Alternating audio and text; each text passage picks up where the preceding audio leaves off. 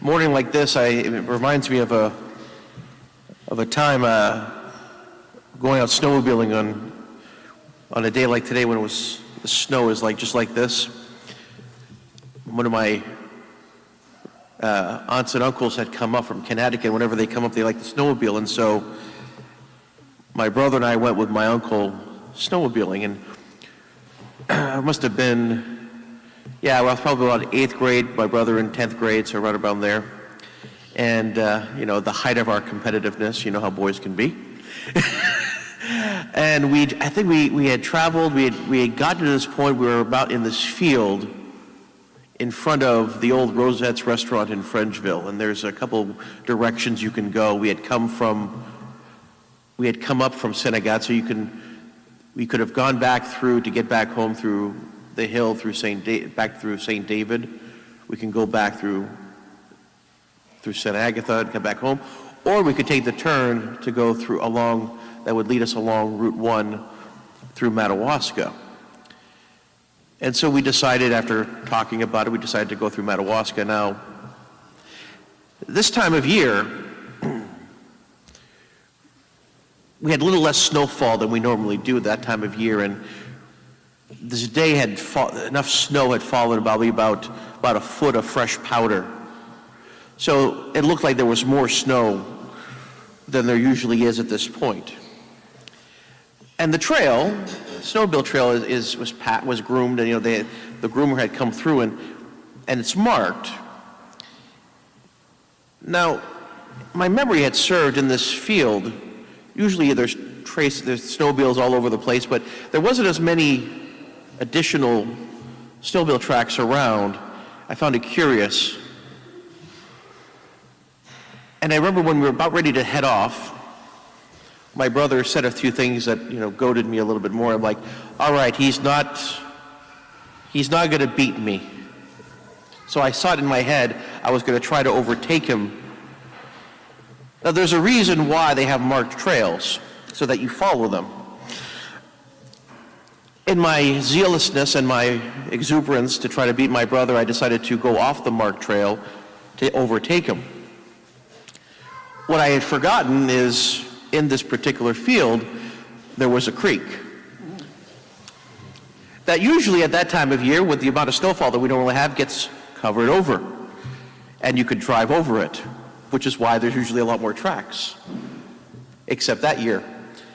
And with the amount of snowfall that had just fallen, deceptively covered it. And so I stopped suddenly. Hit the bank of the snowmobile, hit the bank of the creek. I didn't go fast enough to overtake it. And the snowmobile stopped, but I didn't. And I did, in fact, overtake my brother, but he just saw me just flying. And I ended up having to drive the snowmobile home with straight, being the handlebars going this way, that was how I could get straight. Now, I tell you that because this morning I was thinking, and I was asking myself, have we ever driven on a road with ruts? I was thinking that was a heck of a rut that I felt that morning, that particular day snowmobiling. Sometimes they stop us in our tracks, or they really, and it's more than simply like a road that feels like a washboard, right? It's more than just those kind of roads, that kind of bumpiness. Like roads with real deep crevasses of ruts, where you're just skirting along it. If I have to driving along the edge. If my tire drops into it, I ain't getting out. Those kind of ruts. Something that's been caused by heavy machinery, tractors, too heavy for the road.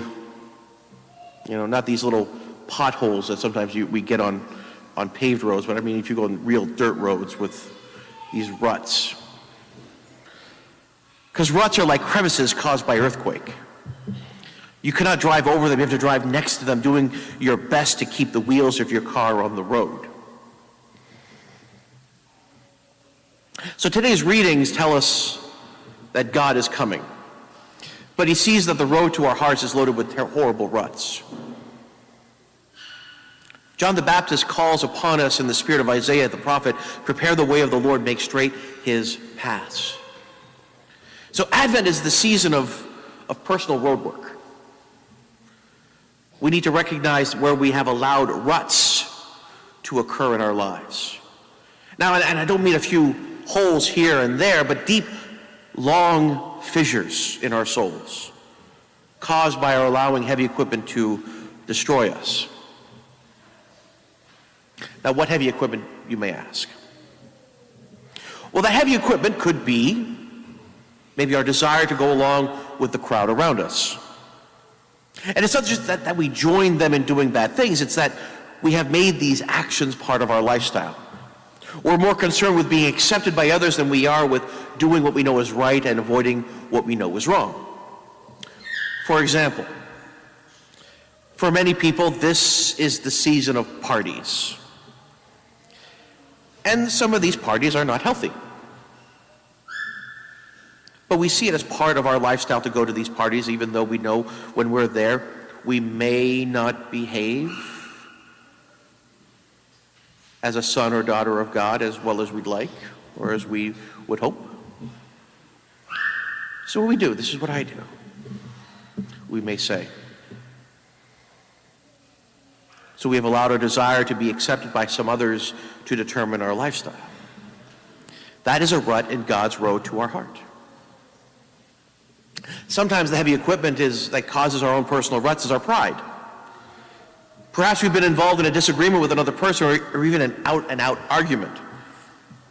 We feel our upset at that person boiling up every time that person's name is mentioned, let alone when we see him or her. We're angry. And what is worse, we want to be angry. We do not have the humility to forgive them. Who does he think he is? Who does she think she is? We say to ourselves over and over. And now we might say to others that we forgive that person, but we really don't. We're too proud to forgive them. And so our pride has caused a rut in God's road to our heart. Sometimes the heavy equipment that causes our personal ruts is our selfishness. We may have formed an attitude in life that puts ourselves as the center of existence. We use others for our own gain. We tend to form friendships with those from whom we can profit.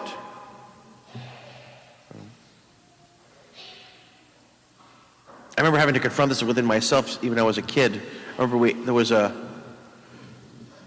didn't have video games. My dad didn't allow video games in our house. We only could get them once a year on our birthday. We'd go down to Bob's service center and rent a video game system for the night. You know. And so one of my classmates I think he had a Sega, which was, at the time, Sega Genesis. It was elusive.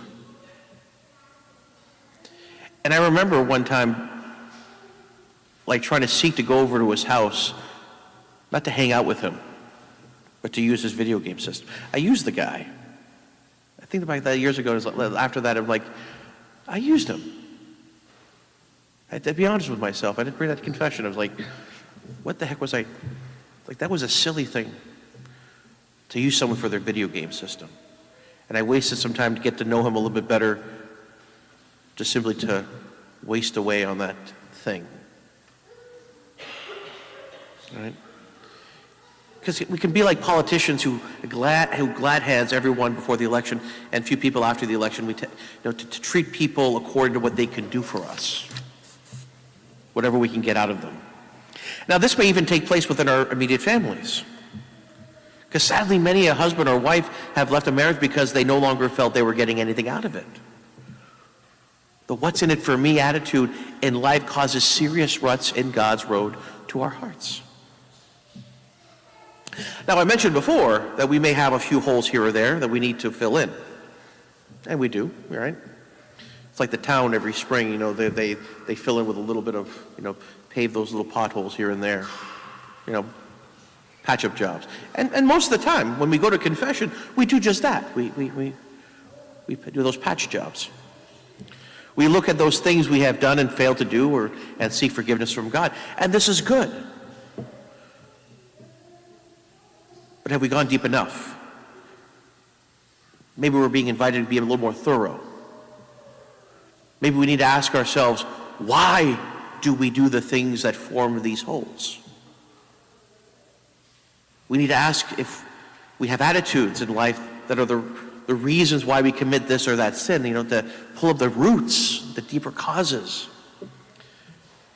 Did we do these things because we lack the determination to be our best selves, or would rather join the in crowd? Do we do these things out of pride?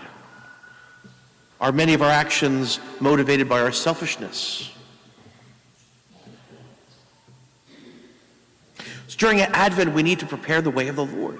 During Advent, we need to do the serious road work, the work of recognizing what ruts have ingrained themselves in our lives. And it's interesting that we often use the expression, I'm in a rut, referring to our doing the same thing over and over again, but sometimes we often refuse to recognize the attitudes in our lives that lead us to do the same things over and over again. So during Advent, we need to prepare the way of the Lord and make straight his paths. During Advent, we need to make a good confession, a truly good confession. Ask God to help us recognize if there are ruts in our lives and to fill them in with his way, the way of love. Because God is not done with any of us yet. Paul tells his beloved Philippians and us in the second reading, I am confident of this, that the one who began a good work in you will continue to complete it until the day of Christ Jesus. So my friends, we pray today to the Lord of road work. Pray that we cooperate with the Lord, that we take some time this Advent to do some deep reflection, to recognize if we do have these ruts, and to invite the Lord in to help fill them in, so that there is nothing that gets in the way of the Lord reaching our very heart.